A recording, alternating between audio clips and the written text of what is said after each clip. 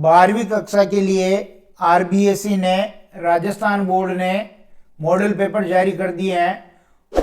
उच्च माध्यमिक परीक्षा 2025 में जो बोर्ड एग्जाम होने वाले हैं, 12वीं कक्षा के नमूना प्रश्न पत्र मॉडल पेपर जारी कर दिए हैं। और आज हम यहाँ हिंदी अनिवार्य का 2025 का आरबीएसई का मॉडल पेपर हल करेंगे। किस प्रकार इसमें थोड़ा सा चेंजेस किया गया है उसको भी देखेंगे। 12वीं कक्षा के हिंदी अनिवार्य का मॉडल पेपर देखते हैं।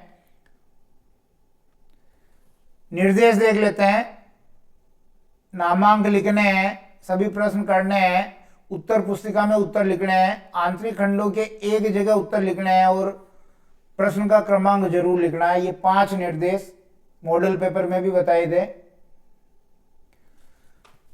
अब यहां से एमसीक्यू प्रश्न शुरू हैं। बहुविकल्पात्मक प्रश्न। जसदेव सिंह और नरोत्तम पुरी किस विशेष लेखन से संबंधित है? विदेश नीति, कृषि, खेल और विज्ञान। तो ये खेल से संबंधित है। अभिव्यक्ति और माध्यम में जो विशेष लेखन वाला चैप्टर है उसमें से ये है।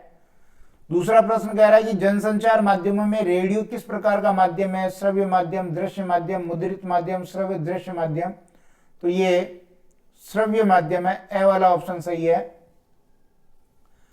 मराठी एवं कोंकणी भाषाओं की लिपि कौन सी है? गुरुमुखी, रोमन, फारसी, देवनागरी। तो जैसे हिंदी की लिपि देवनागरी है, इनकी भी लिपि देवनागरी है। पश्चिमी हिंदी की बोलियों में सम्मिलित कौन सी बोली नहीं है? अवधी नहीं है। कौन सी बोली है? अवधी है, ब्रज है, भोजपुरी है, बागड़ी है। तो ब्रज आपके जो है पश्चिमी हिंदी की बोली है। और आपको ये भी ध्यान होना चाहिए कि जो 5 भाग कर रखे हैं, 5 वर्गों में हिंदी की बोलियों को विभाजित कर रखा, उसमें से एक है पश्चिमी हिंदी। ऐसे पूर्वी हिंदी भी है, राजस्थानी हिंदी है, पहाड़ी हिंदी हो गई। कवि कुंवर नारायण की कविता के बहाने उनके किस काव्य संग्रह से ली गई है? इन दिनों कोई दूसरा नहीं, अपने सामने चक्रव्यूह। तो इन दिनों काव्य संग्रह से ये कविता ली गई है, कविता के बहाने। छठा प्रश्न देखिए। सूर्यकांत त्रिपाठी निराला की कविता बादल राग किसका प्रतीक है? शांति का, करुणा का, क्रांति का, नवीनता का। तो क्रांति का प्रतीक है। स वाला ऑप्शन सही है। फिराक की रुबाइयां किस कवि के वात्सल्य की सादगी की याद दिलाती है? तुलसी जी, रहीम, रसखान, सूरदास। तो सूरदास के वात्सल्य की याद दिलाती है।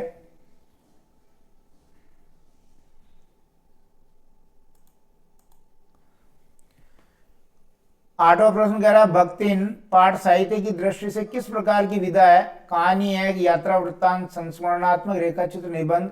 तो ये संस्मरणात्मक रेखाचित्र है। जो भक्तिन जो उसकी सेविका थी उसके ऊपर लिखा हुआ है। ये शेर के बच्चे की उपाधि किसे दी गई? लुट्टन सिंह को, बादल सिंह को, चांद सिंह को, बहादुर सिंह को। तो ये उपाधि चांद सिंह को दी गई। स वाला ऑप्शन सही है। 10वां प्रश्न। शिरीष के फूल नामक निबंध हजारी प्रसाद द्विवेदी के किस काव्य संग्रह से लिया गया? कल्पलता, विचार प्रवाह, आलोक पर्व, विचार और वितर्क। तो ये कल्पलता से लिया गया। ए वाला ऑप्शन सही है। बाजार दर्शन नामक निबंध के रचनाकार कौन है? धर्मवीर भारती, हजारी प्रसाद द्विवेदी, जैनेन्द्र कुमार, फणेश्वर नाथ रेणु। तो इसके जो रचनाकार है वो है जैनेन्द्र कुमार। स वाला विकल्प सही है। 12वां प्रश्न कह रहा आनंदा कौन सी कक्षा में पढ़ता था? 7वीं में, तीसरी में, चौथी में, 5वीं में। 5वीं कक्षा का विद्यार्थी था। 5वीं में पहले वो नापास हो गया था, यानी पहले वो फेल हो गया था। उसके बाद पुनः उसका 5वीं में एडमिशन हुआ। यशोधर बाबू किसे अपना गुरु मानते थे? आनंदा को, किशन दा को, भगवान दास को, पंत जी को। तो किशन दा को वो अपना गुरु मानते थे। जूझ पाठ के लेखक को शिक्षा से पुनः जोड़ने में किसका योगदान था? दत्ताजी राव देसाई का, रणनवरे मास्टर का, मास्टर मंत्री वसंत पाटिल। तो दत्ताजी राव देसाई का, जिसने लेखक के पिता को समझाया, डाटा भी है उसको। 15वां प्रश्न, सिंधु घाटी सभ्यता मूलतः कौन सी सभ्यता है? व्यापारिक सभ्यता, औद्योगिक सभ्यता, खेतिहर एवं पशुपालक, पर्यटन प्रधान सभ्यता। तो ये खेतिहर और पशुपालक वाली सभ्यता है। अरे ये वेडिंग एनिवर्सरी वगैरह सब गोरे साहबों के चौंचले, ये कथन किसका है? किशन दा का, चड्डा साहब का, यशोधर बाबू मेनन का। तो ये सब यशोधर बाबू ने कहा था, ये कथन यशोधर बाबू का है। इस प्रकार आपके 16 एबेसदे पूछे गए हैं। रिक्त स्थान वाला दूसरा प्रश्न देखिए, वक्ता या लेखक के अभिष्ट का बोध कराने का गुण क्या कहलाता है? वो गुण कहलाता है शब्द शक्ति। क्या कहलाता है? शब्द शक्ति। खालिस्तान शक्ति, विविध आयामी अर्थ। यहां देखिए, ध्यान दीजिए, विविध आयामी अर्थ आ गया है। ये कौन से शब्द शक्ति में होता है? ये होता है आपके व्यंजना शब्द शक्ति में, व्यंजना शब्द शक्ति में। चारु चंद्र की चंचल किरणें काव्य पंक्ति में अलंकार देखिए, च वर्ण की आवृत्ति हुई है, इसलिए यहां पर अनुप्रास अलंकार है। एक ही शब्द दो या दो से अधिक बार भिन्न भिन्न अर्थों में प्रयुक्त होता है, तब वहां कौन सा अलंकार होता है? वहां पर शब्द एक ही, अर्थ अलग अलग है, श्लेष अलंकार होगा। शब्द एक ही है और अर्थ अलग अलग है, श्लेष अलंकार। घोषणा पत्र शब्द के लिए अंग्रेजी में पारिभाषिक शब्द कौन सा है? घोषणा पत्र को अंग्रेजी में कहते हैं मैनिफेस्टो, MANI, स्पेलिंग भी याद होनी चाहिए आपको, FESTO, मैनिफेस्टो। प्रोबेशन शब्द का सही हिंदी शब्द, पारिभाषिक शब्द कौन सा है? प्रोबेशन को कहते हैं हम परिवीक्षा काल। प्रोबेशन पीरियड होता है, वैसे परिवीक्षा ही हो जाएगा इसके लिए, पीरियड को काल कहते हैं, प्रोबेशन को परिवीक्षा कह सकते हैं और प्रोबेशन पीरियड को परिवीक्षा काल।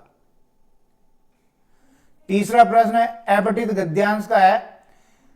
इस अपठित गद्यांश को 3-4 बार पढ़ना है और इन प्रश्नों के उत्तर देने हैं। उपयुक्त गद्यांश का उचित शीर्षक क्या है? इस गद्यांश का अगर हम शीर्षक देखें तो तीर्थ यात्रा की संस्था, तीर्थ यात्रा की संस्था, ये इसका शीर्षक हो सकता है, या भारत के विभिन्न तीर्थ स्थलों का विकास, भारत के तीर्थ स्थलों का विकास, ये भी हो सकता है। भारतीय संस्कृति की कोई एक विशेषता बताइए। देवालय और तीर्थ स्थानों से युक्त है, यानी भारतीय संस्कृति में एक तो देवालयों का महत्व है और तीर्थ स्थानों का महत्व है। लोगों ने देश के प्रति श्रद्धा कैसे अभिव्यक्त की? लोगों ने देश के प्रति जो श्रद्धा अभिव्यक्त की वो देवालय और तीर्थ स्थानों का जाल बिछा करके की। देवालय और तीर्थ स्थानों का जाल बिछा करके अपनी श्रद्धा व्यक्त की। देश की पूजा की एक लाक्षणिक रीति बताइए। देश की पूजा की एक लाक्षणिक रीति देखिए, यहां आया गद्यांश में कि तीर्थ यात्रा की संस्था अंततोगत्वा मातृभूमि के प्रति प्रेम की अभिव्यक्ति है और यह देश की पूजा की लाक्षणिक रीतियों में से एक है। और हजारों तीर्थ स्थानों का जन्म कैसे हुआ? हजारों तीर्थ स्थानों का जन्म यहां पर देखिए कि पितृभूमि के प्रति प्रेम ने अपने उत्साह की तीव्रता में सारे देश में हजारों तीर्थ स्थानों को जन्म दिया। तो पितृभूमि के प्रति प्रेम का जो उत्साह है वो हजारों तीर्थ स्थानों के जन्म का कारण है। देश का प्रत्येक भाग पूजनीय कैसे बना? तो देश का प्रत्येक भाग पूजनीय बना हजारों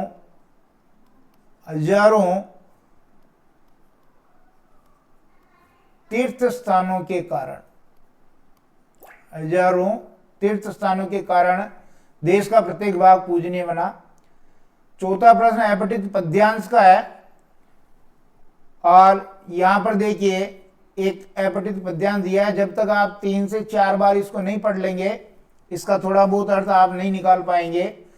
आओ मिले सब देश बांधव हार बनकर देश के, साधक बने सब प्रेम से सुख शांति में उद्देश्य के, क्या सांप्रदायिक भेद से ऐक्य मिट सकता अहो, बनती नहीं क्या एक माला विविध सुमनों की कहो, रखो परस्पर मेल मन में छोड़कर अधिवेकता, मन का मिलन ही मिलन है होती उसी से एकता, वो एक एकादश हुए किसने नहीं देखे सुने, यहाँ शून्य के भी योग से अंक होते 10 गुने। तो देखिए उपयुक्त काव्यांश का शीर्षक हम क्या लिख सकते हैं, इसका हम शीर्षक लिख सकते हैं अनेकता में एकता। अनेकता में एकता। भारत देश की विशेषताओं का यह वर्णन है। सांप्रदायिक विविधता की तुलना किससे की गई है, सांप्रदायिक विविधता की तुलना की गई है देखिए एक ऐसी माला से जो विभिन्न पुष्पों से बनी है, विभिन्न पुष्पों से निर्मित है, उस माला से सांप्रदायिक विविधता की तुलना की है। कवि ने किसकी माला बनाने को कहा है, कवि ने विविध पुष्पों की माला बनाने को कहा है, विविध पुष्पों की माला बनाने को कहा है। किस भेद से एकता नहीं मिट सकती, ये सांप्रदायिक भेद से। कौन सा भेद, सांप्रदायिक भेद से एकता नहीं मिट सकती। किसके योग से अंक 10 गुणे हो जाते हैं, लास्ट में लाइन आई थी शून्य के योग से। किसके योग से, शून्य के योग से। और पद्यांश का मूल भाव स्पष्ट कीजिए, राष्ट्रीय एकता का विकास करना। क्या हो सकता है, एक तो राष्ट्रीय एकता का विकास करना और विभिन्न धर्मावलंबी विभिन्न संस्कृति के जो व्यक्ति हैं वो सब मेल जोल बनाकर रखें, ये इसका मूल भाव हो सकता है। खंड ब में देखिए हिंदी में नेट पत्रकारिता पर टिप्पणी लिखिए। जो इंटरनेट पत्रकारिता है, कौन कौन से अखबार इंटरनेट पर प्रकाशित होते हैं, इसका विकास कैसे हुआ, इस पर आपको संक्षिप्त में लिखना है। अभिव्यक्ति और माध्यम का ये प्रश्न है। बूढ़ी मुंह मुआ से लोग करे तमाशे कहावत किसने किस संदर्भ में कही, कहने वाले कौन है, यशोधर बाबू। सिल्वर वेडिंग कहानी है उसमें से है। और किसको कही, पत्नी को, क्योंकि वो बुढ़ापे में श्रृंगार वगैरह करती थी इसलिए उसको कहा है।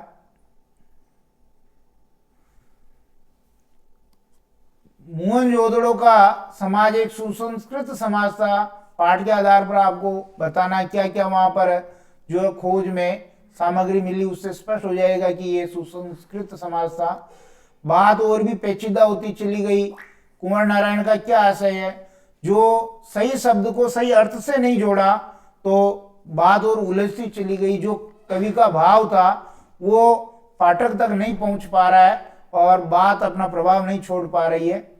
बाजार का बाजारूपन कौन बढ़ाते हैं, जो बाजार की उपयोगिता नहीं जानते हैं। जो बाजार की उपयोगिता नहीं जानते हैं वो बाजार का बाजारूपन बढ़ाते हैं। बाजार जरूरत के समय काम आने वाला है।